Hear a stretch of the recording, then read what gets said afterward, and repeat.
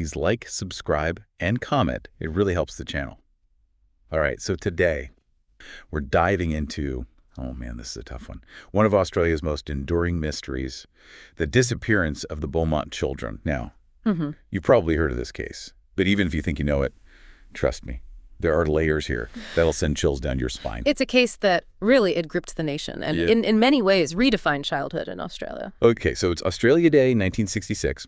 Picture this.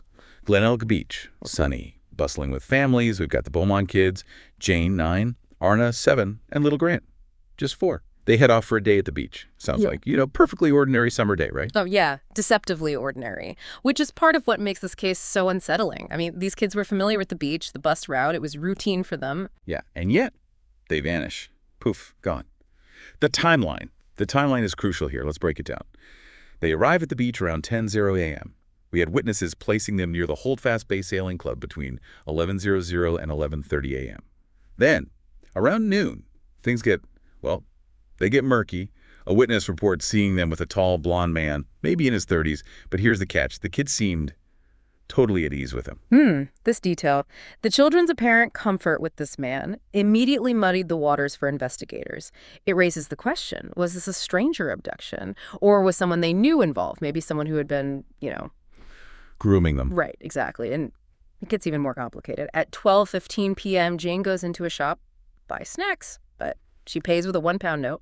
Now, their mother specifically said they didn't have that kind of money on them. What does that tell you? Well, that detail, that throws a massive wrench into the investigation. It suggests premeditation, maybe a planned meeting, and potentially someone they knew giving them the money earlier. Right. It's a detail that has haunted investigators for decades. Yeah. And then we have a postman who knew the family, spotting the kids around 3:00 p.m., heading towards home, but without their beach bags. Like, again, odd, but in the moment, he doesn't think much of it. Right. It's those seemingly insignificant details, that become so loaded with meaning in retrospect. It highlights the challenge investigators face trying to piece together fragments of a day that seemed utterly normal. Absolutely. By 3:00 p.m., their mom is waiting at the bus stop, no kids. Panic sets in. By 5:00 p.m., they contact the police, and the largest missing persons investigation in Australian history kicks off. But here's where the case gets even more baffling. Think about it. It's 1966, no DNA testing, no widespread security cameras. The investigators were essentially working blind compared to what we have today. Exactly. The lack of forensic evidence made the investigation incredibly difficult. So investigators are scrambling. Theories are flying. Was it the mystery man at the beach? Was it a planned abduction? Were the children trafficked? Every possible scenario has been explored. And yet, the Beaumont children remain missing.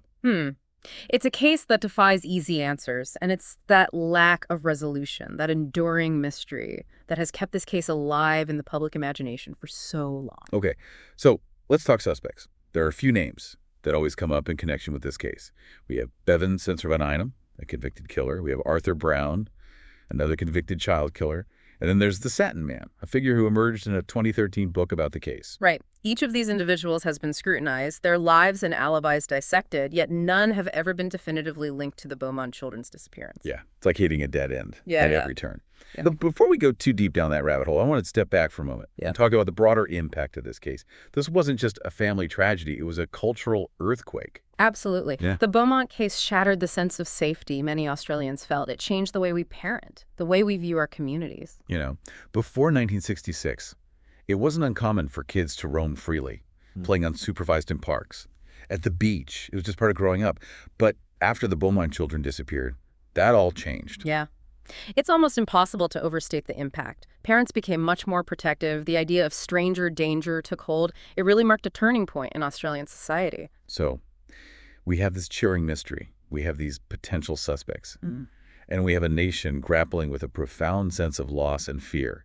The Beaumont case is a puzzle with so many pieces, but so few answers. It's fascinating, isn't it? I mean, we have this case that's been dissected, analyzed, pored over for decades, and yet the core questions remain. What happened to the Beaumont children? Were they victims of a predator? Were they trafficked? Could they even still be alive? Yeah, I mean, you hear about these cold cases being solved after years, even decades, thanks to new technology or a first set of eyes. But with the Beaumont case, it's like every lead ends in a dead end. It really is. The sheer lack of evidence is staggering. And in a way, that's what makes it so compelling. So frustrating, and ultimately, so tragic. We're left grappling with a void, with the unknown. And that void, that uncertainty, has fueled so many theories. Some people believe the children were taken and raised elsewhere, possibly overseas. The fact that their bodies were never found lends some credence to that idea. Yeah, it's a heartbreaking possibility, but one that can't be dismissed. The idea that they might be out there, living their lives completely unaware of the turmoil their disappearance caused, is almost too much to bear. Yeah, but then there's the darker side of that coin, the possibility that they fell victim to a trafficking ring that they were subjected to. Oh, man. Unimaginable horrors. It's a scenario that chills me to the bone. Right. And it's a scenario that reflects the anxieties of the time. Remember, this was the 1960s, the era of the bogeyman, the lurking stranger. The Beaumont case played into those deep-seated fears, amplifying them on a national scale. You mentioned the lack of forensic evidence earlier, but even beyond that, the case was hampered by misinformation, false leads, and even hoaxes. Remember that letter in 1986? Claiming to be from Jane, turned out to be, well, a cruel prank. These false leads not only diverted precious resources, but also added another layer of trauma to the family and investigators. It's like taking one step forward, only to be yanked 2 steps back into a maze of despair. Yeah, it's a reminder that even with the best intentions, sometimes the pursuit of answers can lead to more pain, more confusion. Absolutely, and yet the search continues. People are still drawn to this case, still trying to piece together the puzzle. There's a documentary coming out next year, I hear, promising new insights. Oh, wow. It's almost like we, as a society, can't let go. Until we have some semblance of resolution. Maybe it's because the Beaumont children represent a kind of innocence lost, a reminder that the world isn't always as safe and predictable as we'd like to believe. Right. And maybe it's because, on some level, we hope that by continuing to investigate, by refusing to forget, we're somehow keeping their memory alive. The Beaumont case is a tragedy on so many levels. It's a story of a family ripped apart, of a community forever scarred, and of a nation grappling with the realization that sometimes the monsters are real. But it's also a story of resilience, of the enduring power of hope, and of the unwavering commitment to seeking truth, even in the face of overwhelming darkness. Okay. Speaking of darkness, let's delve a bit deeper into those suspects. We mentioned Bevan Spencer von Einem earlier. He was convicted of murdering a teenage boy in the 1980s. And there were suspicions he might have been involved in other disappearances, including the Beaumont case. Yeah. Von Einem was a chilling figure. He was known to frequent the areas the Beaumont children were last seen, and his modus operandi had disturbing parallels to their disappearance. But despite extensive investigations, no concrete evidence ever linked him to the Beaumonts. It's like he was always on the periphery, a shadowy figure that couldn't quite be brought into focus. And then we have Arthur Brown, another convicted child killer. He was active in the Glenelg area around the time the children vanished, and he had a history of preying on vulnerable youngsters. Right. But again, no solid evidence emerged to connect him directly to the Beaumont case. It's incredibly frustrating, isn't it? Yeah. You have these individuals with proven histories of violence against children, and yet you can't definitively tie them to this particular crime. It is. It speaks to the complexities of cold cases, the limitations of forensic science at the time, and the inherent difficulty of reconstructing events that happened decades in the past. Yeah, it's like trying to assemble a puzzle with half the pieces missing. Yeah. And the ones you do have are faded, worn, their edges blurred. And then we have the Satin Man. This is where things get a little more controversial. Yeah. Okay. Fill me in on the Satin Man. This name seems to pop up a lot in discussions about the Beaumont case. Yeah. He's a shadowy figure who emerged in a 2013 book about the case. The author claimed to have identified a wealthy local businessman with a history of alleged child abuse who fit the description of the man seen with the children on the beach. So, is there any evidence to support this claim? Well, it's a bit murky. The author relied heavily on eyewitness accounts and circumstantial evidence, but nothing concrete enough to lead to an arrest. The Satin Man's family vehemently denies any involvement, and the police have never officially named him as a suspect. So, we're left with another tantalizing lead, another potential piece of the puzzle that doesn't quite fit. It's almost as if the Beaumont case is designed to defy resolution, to keep us guessing, to keep us haunted by the unknown. Yeah, and yet, despite the frustration, despite the lack of concrete answers, the case continues to capture our imagination. It's a reminder that some mysteries may never be fully solved, but that doesn't mean we should stop searching for the truth. I mean, it's mind-boggling, To think that we're still talking about this case, still searching for answers after all these years, it's a testament to the enduring power of this mystery. But it also speaks to the deep impact it's had on Australian society. Oh, yeah, absolutely. The Beaumont case, it didn't just change the way parents raised their children. It fundamentally altered the fabric of Australian communities. You know, before this tragedy, there was a sense of trust, a belief that children were safe in their neighborhoods.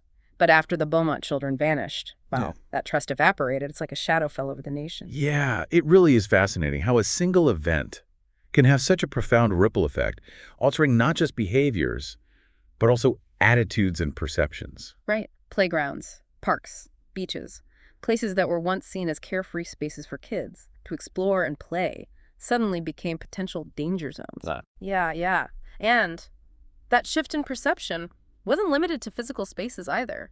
It extended to the way adults interacted with children. The level of vigilance they felt was necessary. Right. Parents became much more cautious, much more protective. The idea of stranger danger took root. And it's been ingrained in Australian culture ever since. I mean, it's a legacy that's both understandable and in some ways tragic. While it's essential to keep children safe, the Beaumont case arguably led to a generation growing up with a heightened sense of fear and suspicion. Yeah. It's a delicate balance, isn't it? Finding that sweet spot between protecting children and allowing them the freedom to explore and experience the world. Absolutely. And it's a conversation that continues to this day, fueled in part by cases like this one. Yeah. I was reading that the Beaumont parents, they never gave up hope of finding their children. They passed away years apart, never knowing what happened to Jane, Arnna, and Grant. Oh, man. It's a heartbreaking thought to carry that burden of uncertainty, that agonizing lack of closure for your entire life. It's almost unimaginable. It really is. And yet, despite the lack of answers, despite the years of dead ends and false hope, the search continues. There are still people dedicated to solving this case, to bringing some measure of peace to the Beaumont family, and to a nation that still mourns their loss. It speaks to the power of hope, to the enduring belief that even in the face of overwhelming darkness, some flicker of light, some fragment of truth might emerge. And maybe, just maybe, that's what keeps it coming back to this case.